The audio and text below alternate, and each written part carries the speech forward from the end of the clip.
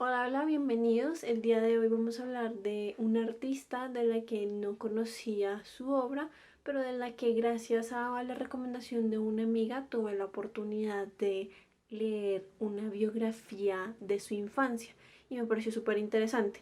No les voy a hacer muchos spoilers para que se la lean, pero les cuento, de los artistas de los que les he hablado en diferentes ocasiones, son muy reconocidos, se encuentran en libros de historia del arte y están expuestos en museos. Y de hecho yo les hablo de esas obras porque las conozco, porque las he visto, porque he trabajado en diferentes colecciones. Y si bien eso digamos que es una ventaja, conocer las obras de arte, también tiene una desventaja y es que hay una gran cantidad de artistas que no se encuentran fácilmente, no se habla de ellos en textos oficiales, no están expuestos en museos, lo que los hace un poquito más desconocidos y solo se pueden ver en colecciones privadas. Del artista de la que voy a hablar hoy, no conocía su obra y me di cuenta de que hace poco tiempo entraron al Banco de la República varias de sus obras y están en reserva, es decir, no están expuestas, lo que no tiene mucho sentido porque esta cuarentena no se acaba.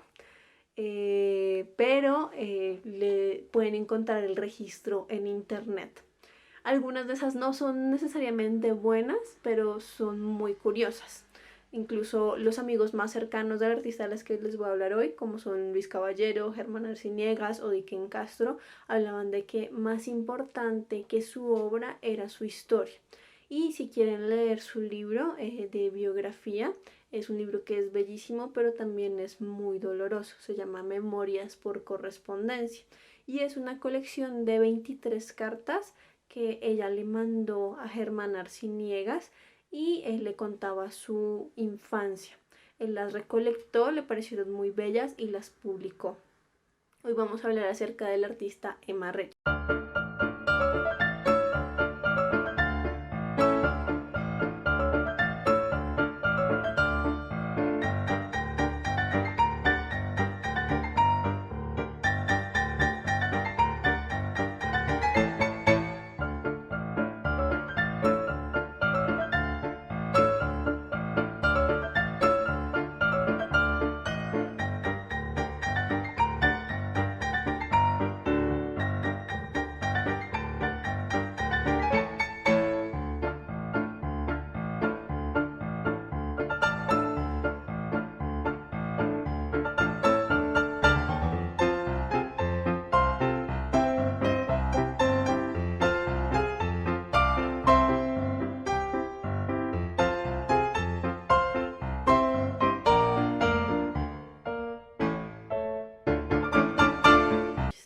Nació en Bogotá en 1919. Tras quedar huérfana, siendo muy pequeña, ella y su hermana fueron dejadas al cuidado de una señora, quien, si apenas las alimentaba, las dejaba encerradas todo el día en una habitación que no tenía ni luz, ni inodoro, ni ventanas, en el barrio San Cristóbal, aquí en Bogotá. Y tiempo después las llevó a un convento y las dejó allí, las abandonó.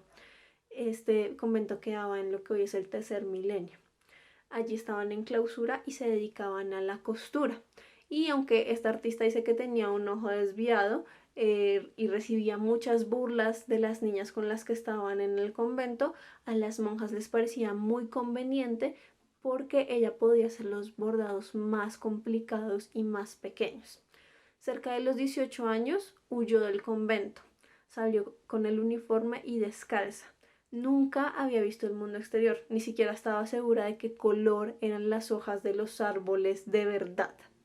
Ella salió de allí, buscó a su padre, quien le dijo que nunca la iba a reconocer, y ella en ese momento decidió trabajar y triunfar sin ningún tipo de ayuda.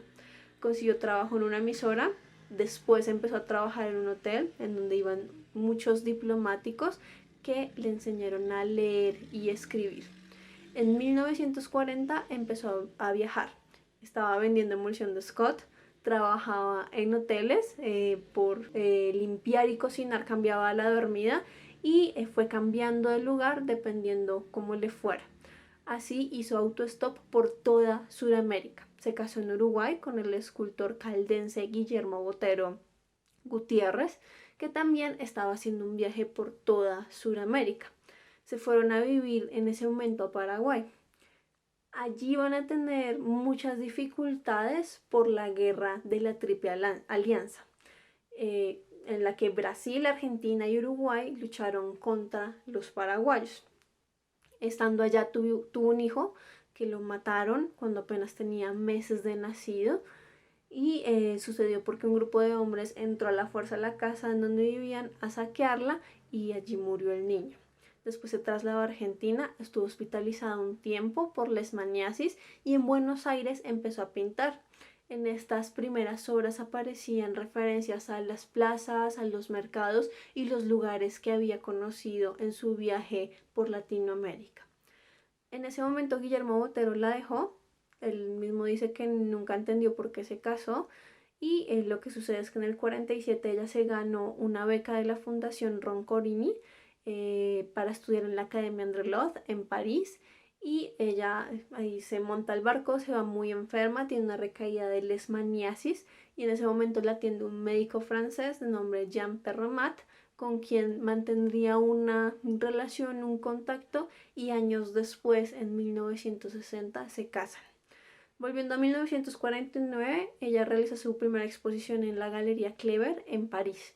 En el 50 viajó a Washington contratada por la UNESCO para la realización de cartillas de alfabetización para América Latina.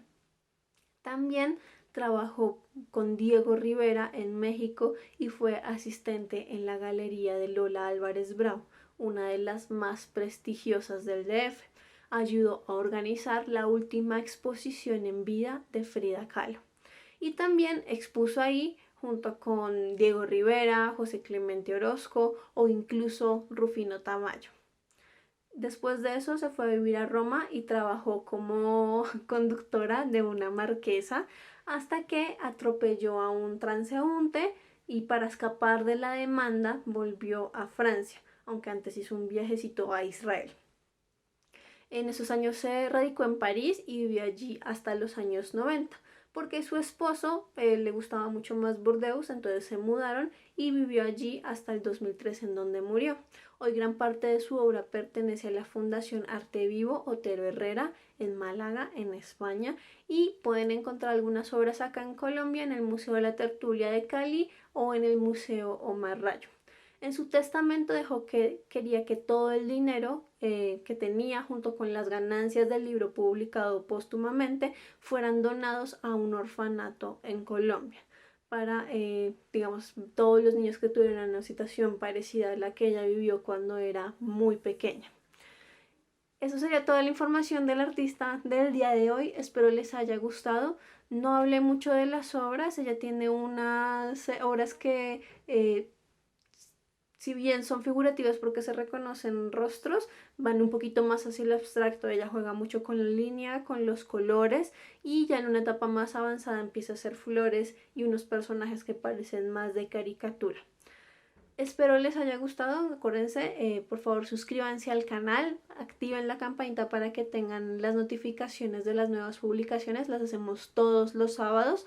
Y si tienen cualquier pregunta me las dejan allí abajo en los comentarios. Nos vemos en una próxima ocasión.